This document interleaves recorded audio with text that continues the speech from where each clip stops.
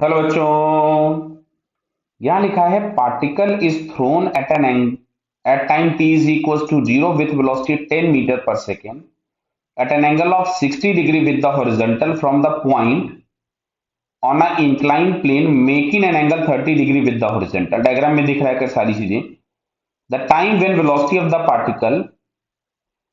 Of the projectile becomes parallel to the inclined plane. तो देखो मैं इसके लिए पहले एक अलग से डायग्राम बनाता हूं और आपको थोड़ी चीजें और समझाता हूं। मैं यहां पे जैसे मैंने ये बना दिया इंक्लाइन प्लेन, बहुत आराम से समझिएगा। यहां पे हम लोग कैलकुलेशन करेंगे इंक्लाइन प्लेन के पैरेलल और इंक्लाइन प्लेन के परपेंडिकुलर। तो सबसे पहले अगर हम देखें तो ग्रेविटेशनल एक्सेलरेशन जी नीचे एक्ट होता है। यहां से अगर हम लोग देखेंगे तो ये वाला एंगल थीटा हो जाएगा। तो ये हम लोगों को मिलेगा यहां से जी कॉस थीटा, और थीटा दिया है 30। तो क्या मैं इसको 5√3 लिख दूं, बिकॉज 10√3/2 मिलेगा। और एक एक्सेलरेशन का कंपोनेंट इधर आएगा जी साइन थीटा, और थीटा 30 दिया है तो क्या मैं इसको 5 लिख दूं। क्लियर बेटा सभी को? ये यूनिट यहां मैं लिख दे रहा हूं metre per second square. Clear. चलिए वापस आते हैं। ये 30 डिग्री गिवन था, और जो पार्टिकल है वो पार्टिकल का एंगल हॉरिजॉन्टल से 60 डिग्री दिया है। तो क्या इंक्लाइन से 30 हो जाएगा, बिकॉज ये वाला एंगल तो 30 निकल ही गया। देख लीजिए बेटा। क्लियर।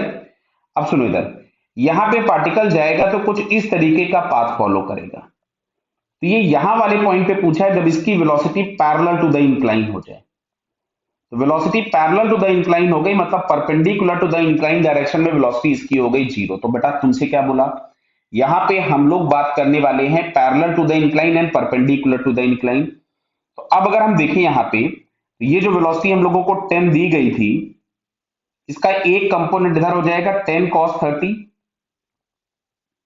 दिख रहा बेटा, अलोंग द इंक्लाइन। और एक कंपोनेंट इधर हो जाएगा 10 sin 30।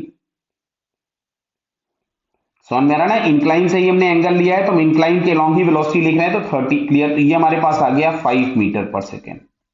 अब मैं यहां बात कर रहा हूं perpendicular to the incline. Perpendicular to the incline, बहुत आराम से समझना।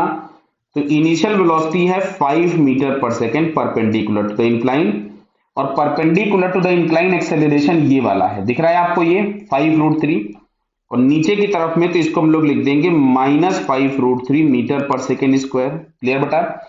और इस पर्टिकुलर पॉइंट पे perpendicular to the incline final velocity 0 हो गई, और आपसे यही टाइम पूछा गया है। तो सिंपल v बराबर u प्लस at। तो v बराबर तो हो लिया था 0 भैया,